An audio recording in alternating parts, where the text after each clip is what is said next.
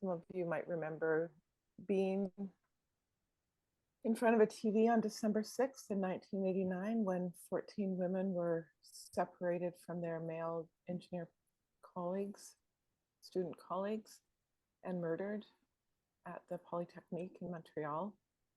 And so at EITC, we like every year to remember in some way this day and its continued relevance, unfortunately, 34 years later. Remember David and I just sitting in front of the TV. We had a tiny little TV back, we're students ourselves back in 89, watching, just riveted. Yeah, Helen, yeah, it is very emotional. When I was at BC Women's Hospital, we used to buy hundreds of roses and take them to staff and patients around the hospital with the story. And I was surprised at how many young nurses didn't know about the event of the day. And so, you know, it's not about what happened in 1989. It's what continues to happen, and that's the importance for both the remembrance and the action day. So today we're going to talk a little bit about first what you hope to get out of today, and then we're going to have a look at some of what I call the dominant discourses, some of the things that we think we believe about violence against women that may not be true. And this is probably not an audience that has a lot of misperceptions, but we're going to have a look at them, and then a little practice in a reframing exercise to get us thinking both as coaches and as human beings a little bit more accurately about what's happening to women who've been impacted by abuse, particularly from a partner, but any type of gender-based abuse.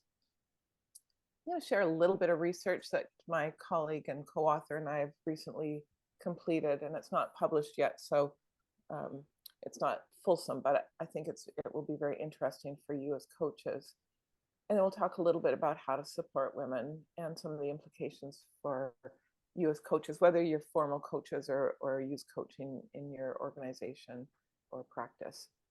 So first of all, just throw in the chat box some of your expectations and hopes. What would you like me to cover? What's on your mind? Or just, you know, we're a small group. You can also just put your hand up and say it out loud.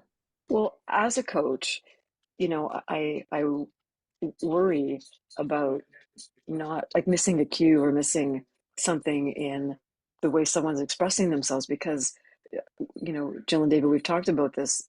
One of the positions of coaching is that people are have access to resources, and they have access to wholeness, and they have access to safety. Like we just assume that it's an empowerment. So how might I, like, I guess what I'm really terrified about is how might I miss a signal? What might I be missing that is incumbent upon me, I feel, to be aware of. Great. Yeah, and that's where we're going to start with the dominant discourses, because the kind of social narratives actually hide so much of what's going on for women. Thanks, Tammy. Yeah. I feel like as I've moved my own practice from working most directly with women who've been being impacted by abuse and the work around that research and training, what I see is in my coaching practice, of course, we're all women. And so 1 in 3 or 4 in 10 women in Canada are impacted by abuse from a partner. And when asked, 3 out of 10 men report that they use abuse in relationships. So we know that both our male clients might be using abuse and we don't hear it.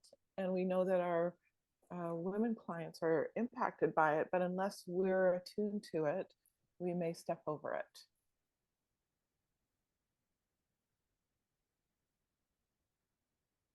Anybody else have expectations? I love a low expectation group. It's easy to meet. Thank you to those of you who are typing into the chat box. This is excellent. I'm not seeing anything, Dave.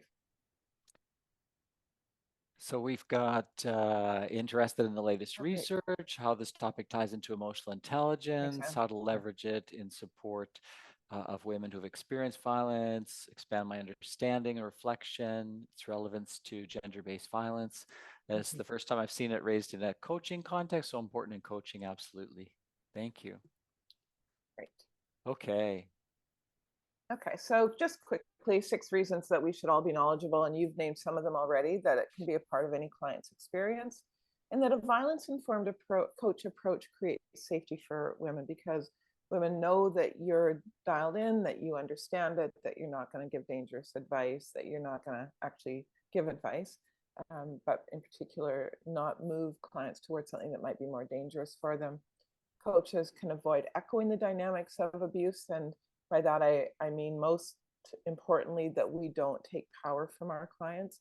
Sometimes when women tell us that they've experienced abuse, we feel like we need to go into another mode, like call somebody, like get somebody else involved, or you need to do this, and we can use our power inadvertently to advise, or again, we may also use our power by naming abuse something else, like a communication problem or an assertiveness problem. And you'll see later in the data what impact that has on women. Conventional coach response, training responses can make the situation worse. Men's abuse and its impact is everyone's responsibility. It's not a women's issue, it's men's and women's responsibility. And women's safety depends on our response, and not our response alone, but it can make a difference. So let's talk about this idea of dominant discourses. They're misperceptions that we hold about women who experience abuse, about men who use abuse in relationships. And you'll see that I'm using a gender binary here, very aware that that binary is not the only way of thinking about violence in intimate partnerships, but it is by far the most pervasive and the one that we're talking about today. But we do know in our own support programs that same-sex marriages, the same model and same concepts apply. And in non-binary, we're just working with an agency right now to convert some of our material from our When Love Hurts program into applications to make sure that it speaks to all genders. So it's the idea that there's a powerful social narrative that wins out, and it wins out through policies, through government funding, through agency policies and practices. It wins out in when I get into a cab in Powell River and I say to the cab driver, says, "What are you doing here?" I say, "I'm doing some training in violence against women," and they start to tell me what the problem is. So it wins out in lots of different ways in our culture. And this dominant discourse is very often echoed by helping professionals who haven't had the training. So they absorb the dominant discourse and use it in their practice because they don't have access to something that's more accurate. This all leads to practices that increase risk to women. So the first dominant discourse is that physical abuse is the most serious form of abuse. How does this show up in social interactions, in our culture, in the news, in your own practice? What are some of the assumptions there that we make, that where this is kind of an active discourse? What might you hear, even from a woman? Well, in our groups, we will hear women say, "I don't really know if I belong in this group because I've never been hit by a partner." So this idea, the legally only physical abuse, sexual abuse, and increasingly a few other, like stalking, is being included as abuse. But that's a legal definition, but it's not the only type of abuse that has an impact on women. And so actually what women say is that the other types of abuse are much more harmful and have much longer lasting effects, like financial abuse, emotional, sexual, social, spiritual, etc. types of abuse. So this woman, this is from our recent research. We were asking women about their counseling experiences because we wanted to learn. We were doing some training with therapists. We wanted to learn about women's experiences with counselors. And so I've extrapolated that a little bit, and you as coaches can take what makes sense for you from it. This woman says, and then the question comes up, but is it physical? Is he hitting you? In the end, it was physical, but there were so many different forms of abuse, and most of them were not physical. But the psychological, emotional, verbal was worse because it was so confusing. It couldn't be named and couldn't be defined.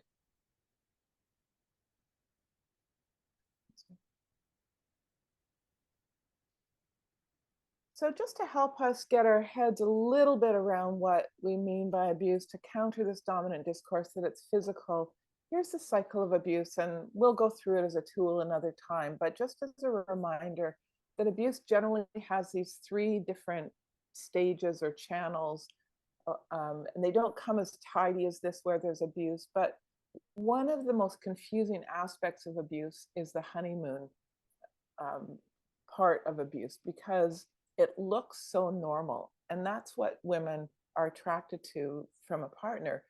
It's not like he doesn't come up in a bar and say, "Hi, I'm Dan, I'm abusive, want a date," right? Like who he shows the woman is not even these words, but loving, caring, interested in her, supportive of her career or her advancement, wanting to have children, wanting to, loves going hiking or climbing or skiing. They go on a lovely trip early on in their relationship. It's very intense. And it kind of conforms to the dominant discourse of romance. And so women don't choose abusive partners. Abusive partners target women, and then they show them this manipulative kindness, this behavior that is not sustained in the relationship, but is meant to gain power through this kind of manipulated kindness. So then when there's a bit of tension, the culture just excuses it. It's like everybody fights in a relationship. It's normal to have conflict. Yeah, sometimes people step over a line and, emotionally or psychologically hurt each other, but that's all part of what relationships are about. And then, we have in the explosion early on, we might call it anger, we might call it losing control. In EQ language, we might call it low impulse control, but we don't call it abuse. And so as this pattern develops, and again, it doesn't develop in this tidy way, what happens is that in the honeymoon, now they're back to the honeymoon, and he's apologetic and charming and makes promises and communicates more, is more attentive, wakes up on Saturday morning and she's got a beautiful brunch in front of her, and he's booked that counseling appointment that he's been promising for 3 months to do. And so that draws her back in, and that's the manipulative part of the kindness. So that's enough here just for now, just to name that this is kind of the general pattern of abuse for men, and it's driven by men. Women don't have any control over it, and women learn very quickly to try to avoid a misstep so that they don't invoke or trigger an exasperation or an exacerbation that's the word, of the explosion. So and that happens very quickly. Women just think, oh, it's not worth it to raise this now, or I know that upsets him, so I won't bring that up, or I don't need to go out with my friends. If he doesn't like that friend, I'll just I won't give her a call until maybe he's out, and then I'll give her a quick call. And one woman once told me that he never once said she couldn't contact her family, but he would say things like, don't you think you're a little old to be calling your mother every week? Or like, so there's other ways that men manipulate. So it's not all this, heavy violence. Men aren't monsters. They're physicians and lawyers and coaches. And, they are men who have learned the realities of how to use power to get what they want. So here we're just trying to shift the dominant discourse. So some ideas that rather than thinking that women are attracted to abuse or to abusers, women are attracted to honeymoon behavior. So they're attracted to the thing that we train women into, the romance and the attention, communication, shared values, of planning a future together. Women believe abuse is normal. Women might even carry this dominant discourse, women who are in abusive relationships, because we're all swimming in the same waters of patriarchy, but women might believe that the abuse is normal. That is really not true. I've never met a woman who hasn't been trying so hard to get the abuse to stop and to have the relationship return to the honeymoon, where that's what she has kind of named as normal, and the others have no name until women get some support or help from us. So women, it's more likely that society minimizes abuse of women and we don't educate women. That's the reality. It's not that women believe abuse is normal. And thirdly, women have low expectations and accept abusive treatment. And you'll never meet a woman who hasn't resisted abuse, who hasn't read hundreds of self-help books, gone to many counselors, and not found the answers that she's looking for. So we know that women fight for respect and equality, but they're also navigating their own safety and sometimes the safety of their children. Yeah, Dave, can you just read comments if there's anything? Sure. Yeah. Andrea writes, it's like society's looking for any reason to excuse the severity of the behavior of men. Like there's an unreasonably high bar for this to be considered belief, or for this to be considered abuse. Yeah. Great.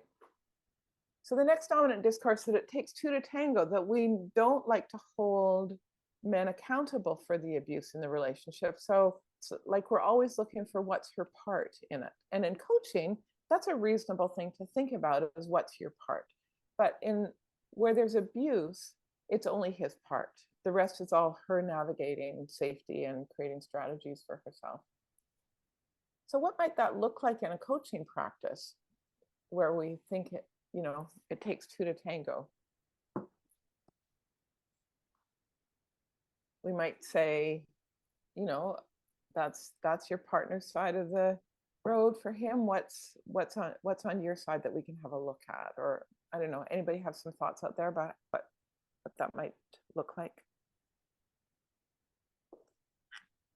It generally has to do with what's your part and not focusing on the partner's part. And definitely not naming abuse. Andrea? Well, because we look at it as being autonomous when we're coaching, that this is like in some isolated bubble that our clients are in, that they have, again, they have a say, they have their whole resourceful, like there's some, it's in what you're saying, like we look to some, in self-regard, like we look to some lacking. It's as though rather than calling the thing what it is, we're looking for what we need to shore up, what's wrong with, like, how can we bolster. When you've mentioned something really that hit me was that, we're trained from when we're little, women, to go for the honeymoon behavior. Like that's every Disney movie has suggested this is how it is. And so, but then there's something wrong and broken or something that needs shoring up. And that's actually reinforcing the messaging coming from the abuser, that there's like that what you said about, do you really need to call your mom every day? So that reinforces, oh, well, clearly there's something I'm not exercising. I'm not living my full potential. There's something wrong with me. Yeah. And, any of you who have done some coaching with me, I often say this about self-regard. We spend billions of dollars every year in the beauty industry and in the self-help industry, and to some extent our industries, telling women what's wrong with them and helping them fix it. And even the growth mindset can feed into that idea that there's something that needs always growing or fixing. And so it feels like a very natural position to ask a woman, what's your part? And that's a mistake in this field.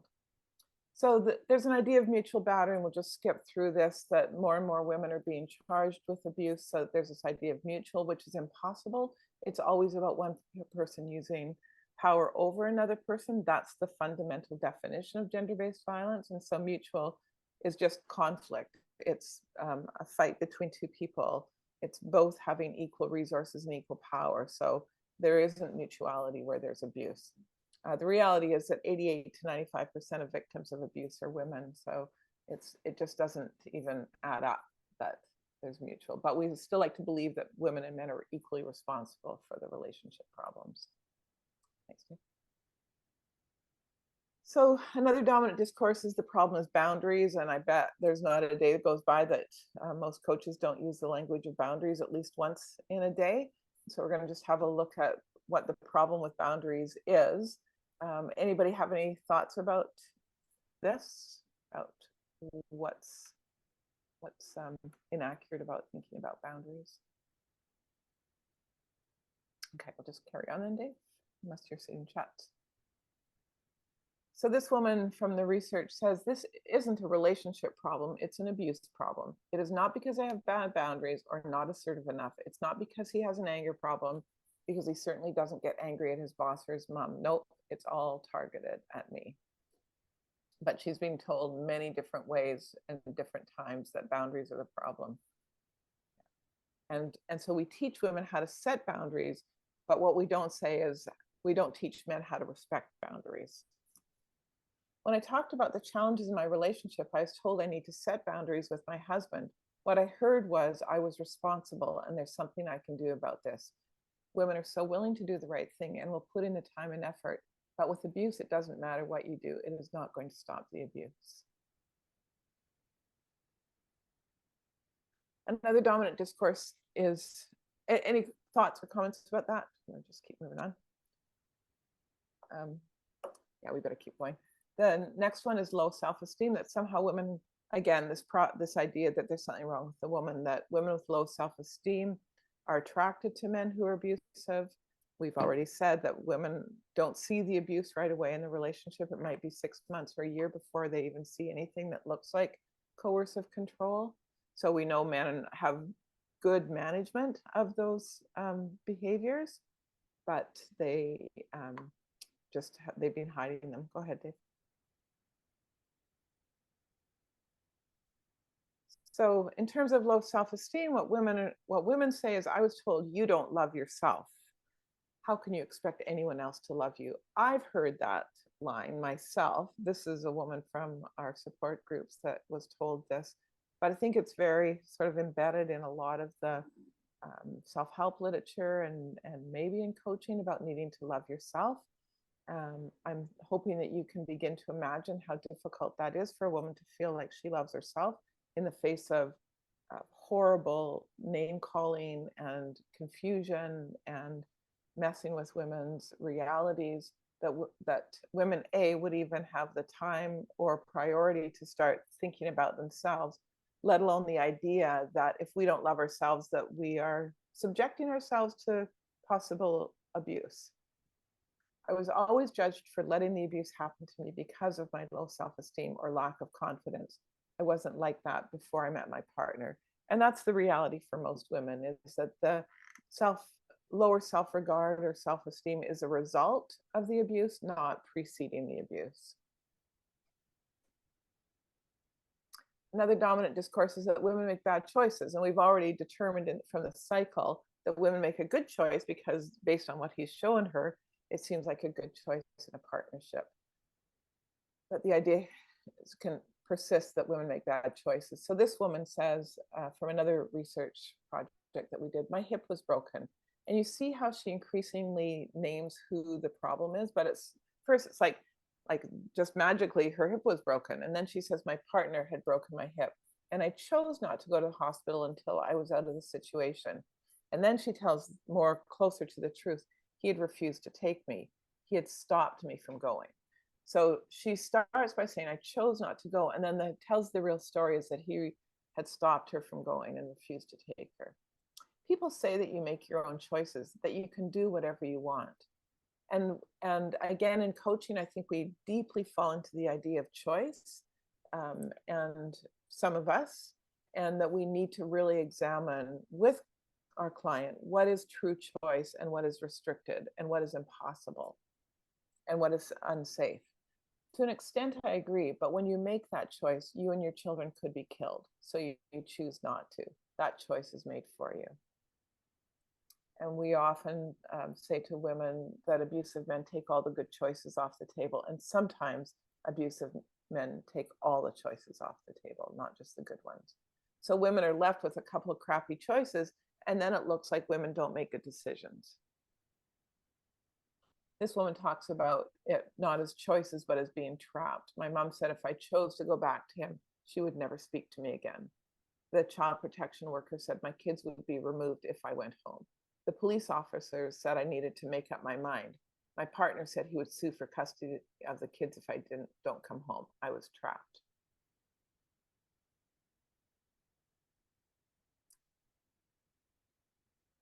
Another dominant discourse, which we've been kind of circling around, is that it's a relationship problem, not a problem of abuse. The counselor set as a goal that I would become more resilient to his abuse, to give him time to change. Now, to me, the idea here of using resilience is such a misuse of what we mean by resilience. But anyway, we're going to teach women to be able to bounce back from the abuse rather than focus on him stopping. And this was in the context of couples counseling. The counselor kept saying, he's a drowning man and he keeps pulling you under. So we need to teach him how to swim. But we need you to get stronger too. We need you to carry it. And I was carrying everything. This to me is an appalling, unethical practice. What's happening here is that the counselor actually knew that he was abusive, and that rather than naming the abuse and working towards ending the abuse, she was just working with a woman to stay resilient and strong and help her partner through it. It's like there's so many things wrong here that it would take a webinar to unpack it, but hopefully you get the idea of how we misuse language like resilience, and put the problem on the woman to fix in so many different ways. And again, there's a very simple solution is the dominant discourse. Usually the simple solution is she should leave. But we know it's not a simple solution. I was told you teach people how to treat you. So women end up getting all this dangerous advice because we think it's simple. Of course, we're not living their lives and we're not navigating the dangers that they are. I was told you teach people how to treat you. That meant for me, if he was treating me that way, I must change something in myself. Like somehow if I changed, his behavior would magically change. I was told to stand up to him or change my body posture to be more threatening. I would have loved to stand up to him, but that would have been the death of me. Anyone in this situation knows you can't escalate because they will always escalate more. There's always a payback.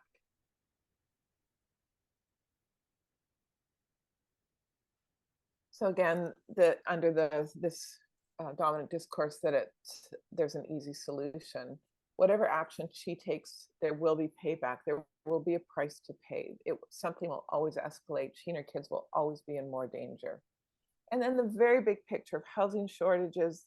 Women these days in our support groups are spending between $80,000 and $300,000 in legal fees, and generally never getting more than 50 or 60% custody of their children, often not getting assets recovered, equity in houses recovered for 3 or 4 years, often after a tremendous fight and more money,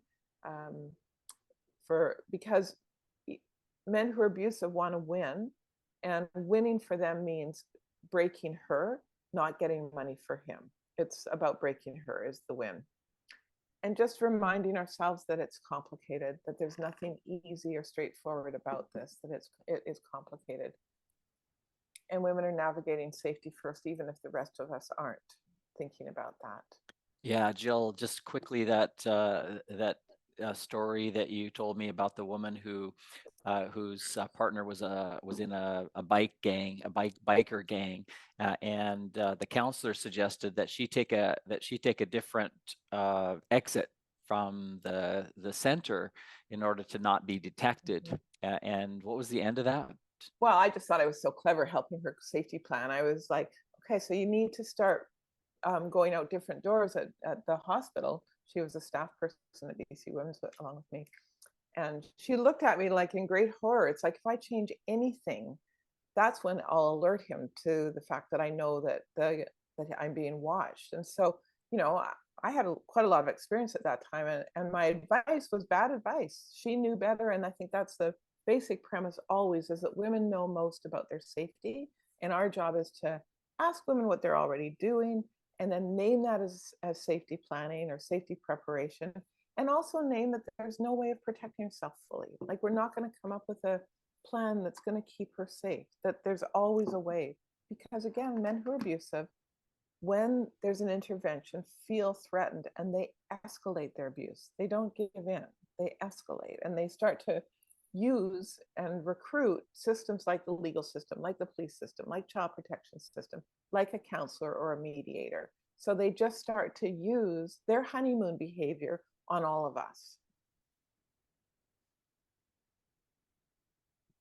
And then leaving is dangerous. Not only is it not simple, but it's dangerous. You can see in one study, about 26% of all women who are murdered by their spouse had left the relationship. So lots of women are unfortunately murdered within the context of relationship, but many are murdered once they've left. And that often about half of them were murdered within the first 2 months of leaving the relationship.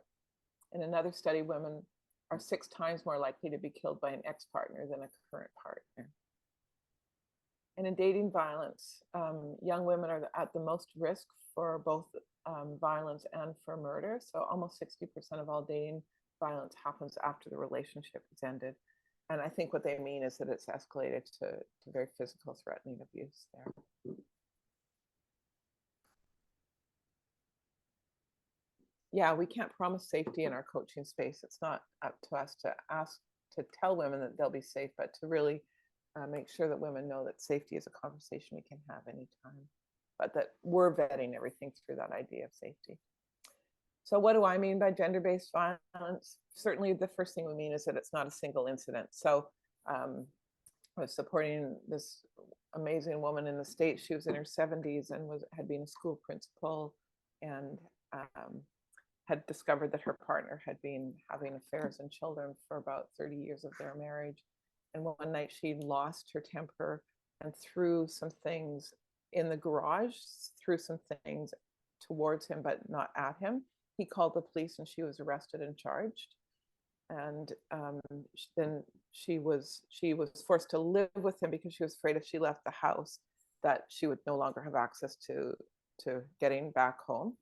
So she had to live with him for a number of months while it all got sorted out.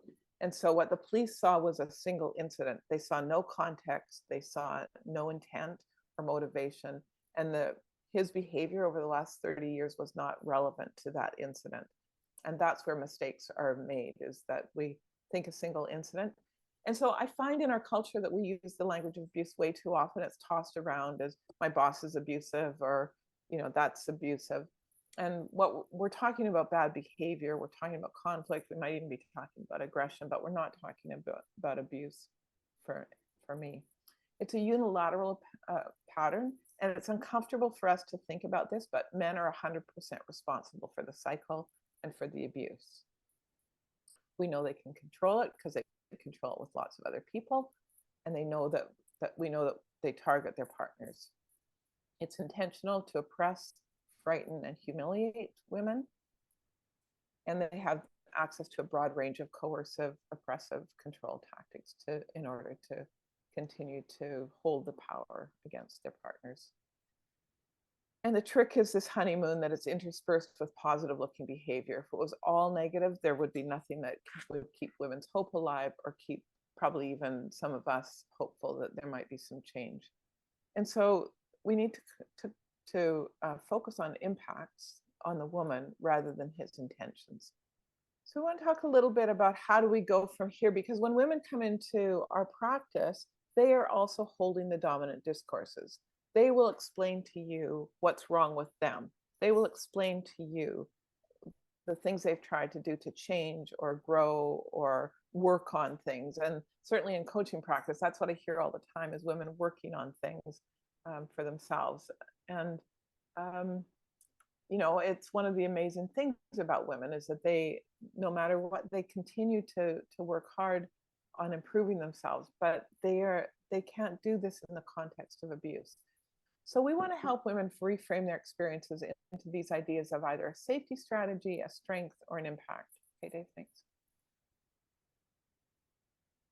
So this reframing exercise, I'm doing it all the time. And then at some point I teach it to women when they're ready for this kind of next level in their own process.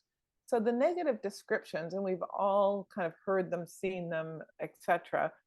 Ideas like you're not assertive enough, or you nag too much, or you're always on his case, or whatever the language is, or you love too much, like there's books written on women loving too much, or you pay too much attention to your partner's feelings. So you're kind of codependent in that way. So if we were going to break one of these down, like you're not assertive enough, if we were thinking from a woman who's experienced abuse perspective, this is not the problem. The problem is, from a safety perspective, we might understand the behavior that it's unsafe for a woman to express her needs or her opinions. So on the EQI, some of you are familiar with that, low assertiveness, we might be working on women increasing their assertiveness. If we're doing that in the absence of understanding abuse, a woman's just thinking to herself, there's no way that I can say that to my partner without risking something. So our job is to really understand and frame that. So when I talk about assertiveness and working on that, I want to make sure that I say, if it's safe for you to do that, there's people in your life that it might not be safe to ever express an opinion. The strength is, and if women aren't very assertive, is that they're respectful of others, that they're allowing others to speak and making room for other people and kind of having their needs subsumed under other people's. And the impact is that an experience of abuse has made a woman very scared or cautious. So instead of thinking she's not assertive, we might think it's unsafe for her, that she's just a very respectful person caring about making room for other people, or that she's being cautious, that she understands that expressing herself is not safe. So does that make kind of sense to you? So there's lots of ways of shifting the dominant discourse in our own minds and then in our practices by using this little framework. Questions? So let's just take the example of boundaries as one, because how many of you have ever used the language of boundaries or taught women boundaries or talked about poor boundaries in your practice or in your own life? Yeah. Yeah. So boundaries, first of all, boundaries assumes that like a certain level of awareness and safety. So we tell a woman in an abusive relationship to set up a boundary. So there's the boundary, and the abuser's in the blue side. And remember, the abusive person wants power. So a boundary is an invitation to break down the boundary. An abusive person wants power. So it's just about, okay, there's an invitation. I'm just going to crash through that boundary, like no respect for it, super unsafe. Woman saying, I don't want to have sex in that position. And he's like, okay, well, that's my invitation to sexually assault her, because there's no way she's telling me what I can and cannot do. So that's a boundary I think that we most understand.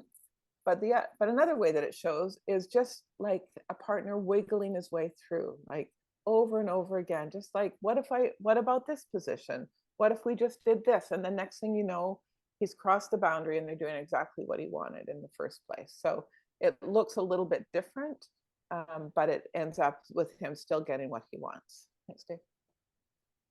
The other way is that he chips away. So it's like, okay, she's saying no today. So he walks away and the woman's relieved. But then it's like, again, he comes back with, what about this? And then what about this? So it's sort of a slow chipping away at her. I'm going to have to leave you for another partner if we can't do this because I need it. And then he leaves it there and then he comes back. I've been reading and it's really normal and then goes away. So there's a kind of chipping away or wearing away at her boundary.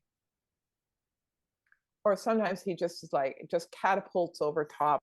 It's kind of an ambush if you think of it like that. Like just, she says no, she thinks it's solved, and then he just catapults over. She wakes up in the middle of the night and he's raping her. And I think similar, like just digs a hole and again, just surprises the heck out of her. So other dangerous advice, I think counselors should be careful about the advice they give. They don't know the tornado the woman is going home to. If the woman tries to draw a boundary or be stronger, she's just creating a worse storm of events for herself. And even the language of she's creating a worse storm of events for herself isn't really accurate, but the boundary does create an invitation for an abuser to amplify or accelerate his tactics of abuse.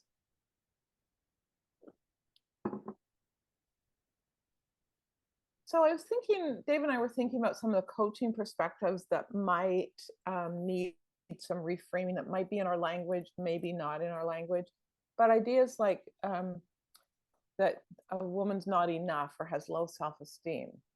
What if we thought of that rather as a partner's brainwashing or gaslighting? And our job is to have women create a more accurate sense of herself so that we become a mirror that's not one of those distorted mirrors, but we become a mirror that really reflects her qualities and her essence and her specialness, and to be a counter to his dominant discourse.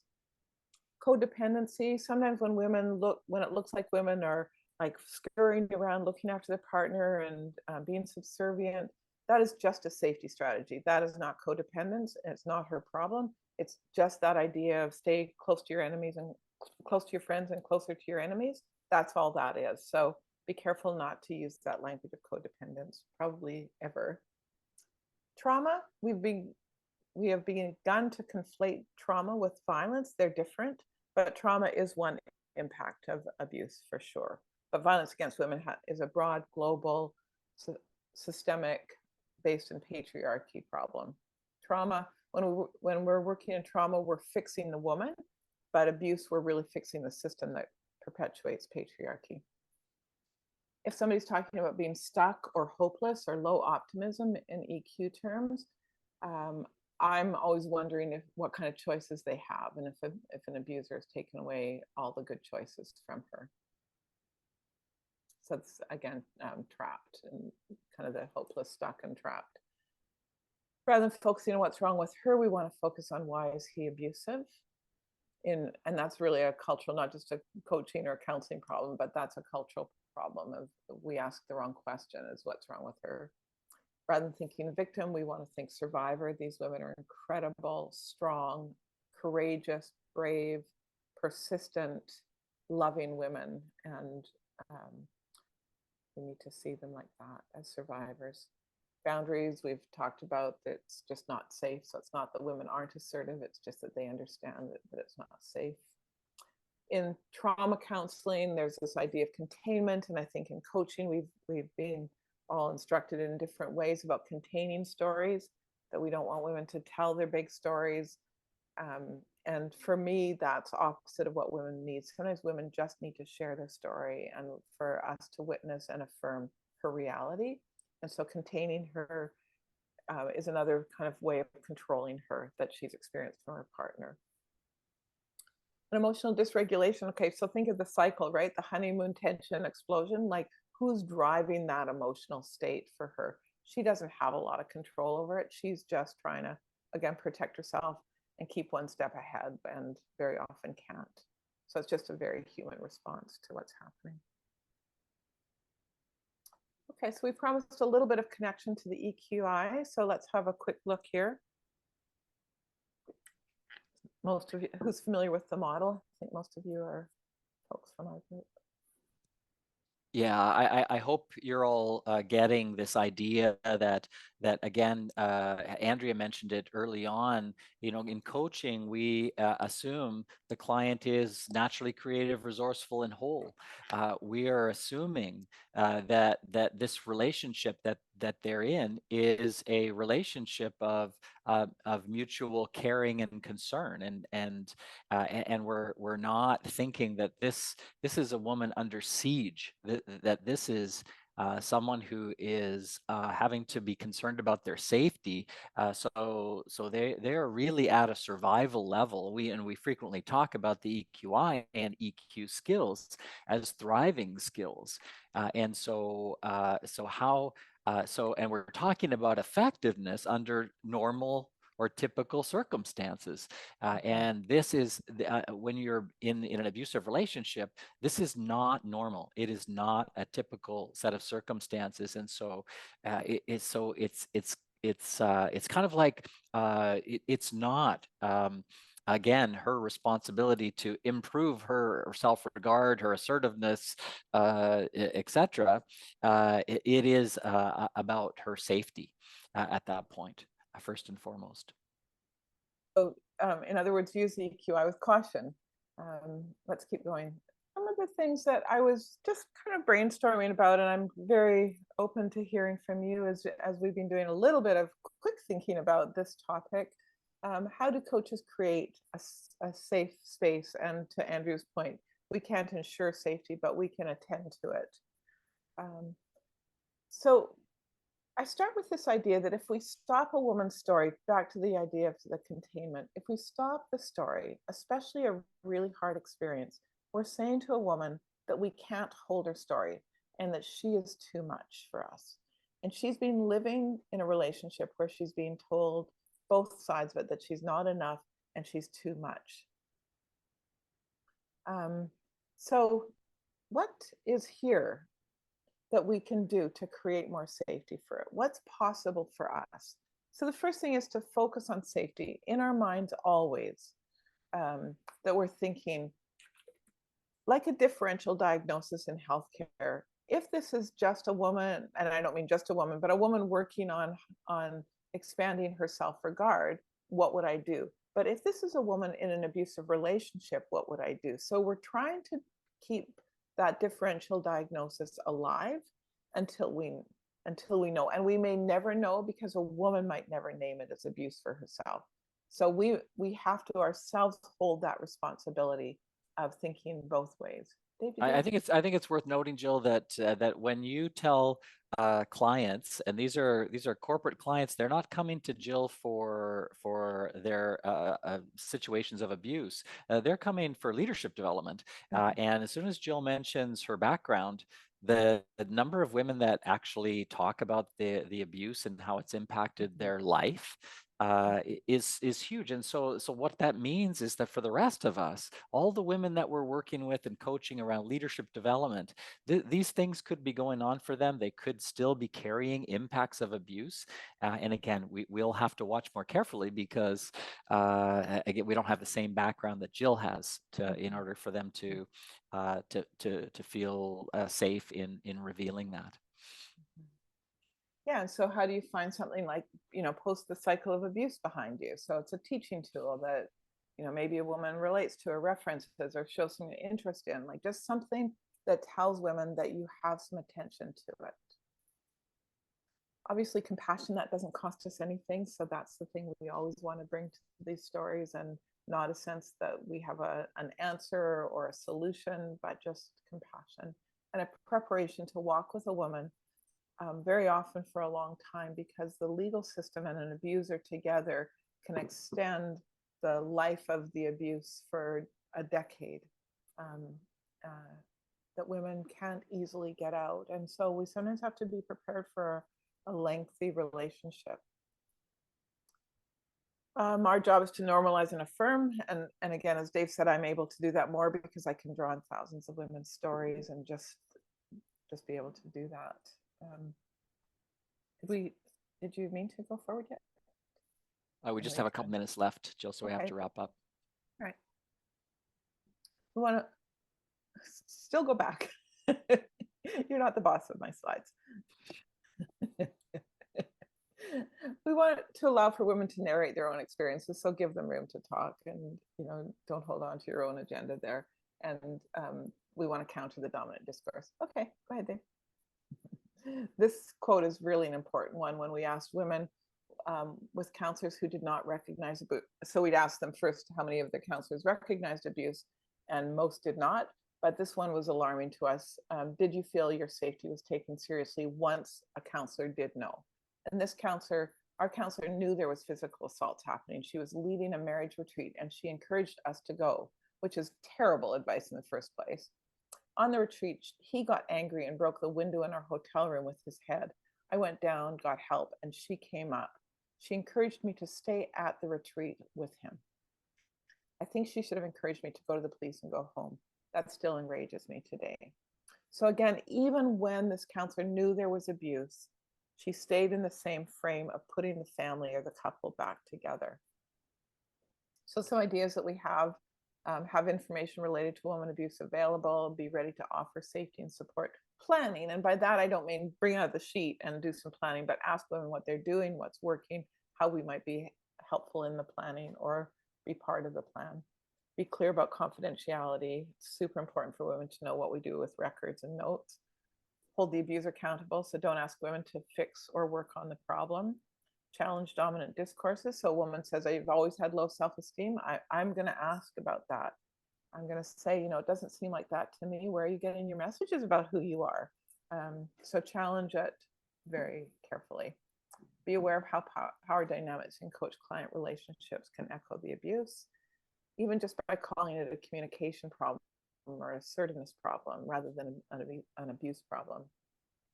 Be careful not to confuse impacts with deficits. So sometimes we see, again, like low self-regard as a deficit rather than the impact of the abuse. And attend training as you are. And here's a few resources for you, including our book, which is on, it's not online, but you can access it. We will share this slide presentation with those of you who registered for today. And finally, we haven't mentioned it in this webinar, but Jill and her co-author Karen McCandless Davis wrote this book, When Love Hurts: A Woman's Guide to Understanding Abuse in Relationships. And certainly that is something that we encourage all coaches to read, to be more aware of the problem and how to support women, and also to have handy to give to women who you think might be in an abusive relationship or who you know are in an abusive relationship. And finally, Jill and Karen offer this wonderful training called When Love Hurts, and it is the next public course is January 25th, 26th. And when you are shocked at the low price of this training, know that it's for not-for-profit organizations and shelter workers, and these organizations don't have a lot of funding, and Jill and Karen are committed to making this training affordable for those agencies. And so it's nowhere near what we charge in our general corporate training. See the website whenlovehurts.ca for details on both how to get the book and to register for the training and more information about the training.